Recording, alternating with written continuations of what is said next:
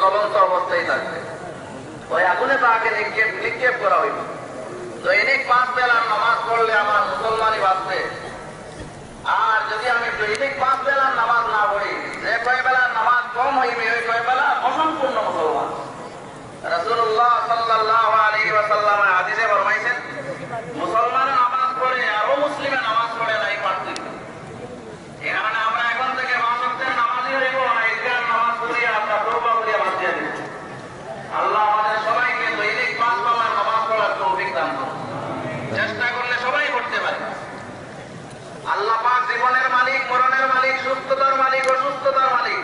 আল্লাহর বিধান মানা কখনো এটা অসম্ভব না, পারবে। এই জন্য আল্লাহ খরচ করিয়েছে। এই জন্য আমরা এখানে যারা ঈদগাহের নামাজে আসলাম, আমরা অতীতের নামাজ ছাড়ছি, এগুলা কাজা করিয়া নেই।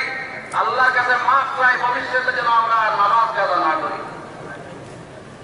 কারণ হযরত আলী রাদিয়াল্লাহু তাআলা আনহু ফরমায়েন, উনি বলেন রাসূলুল্লাহ সাল্লাল্লাহু আলাইহি ওয়াসাল্লামের জীবনের শেষ কথা ছিল নামাজ, নামাজ। এই আমার উম্মতেরা, তোমরা নামাজের ব্যাপারে সতর্ক থাকো।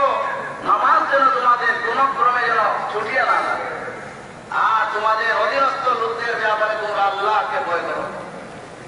যে মজুর দ্বারা তুমি কাজ করাইলে তার কাম শুকাইবার আগে তার বিনিময় পারিশ্রমিক দিয়ে দাও, আটকাইয়া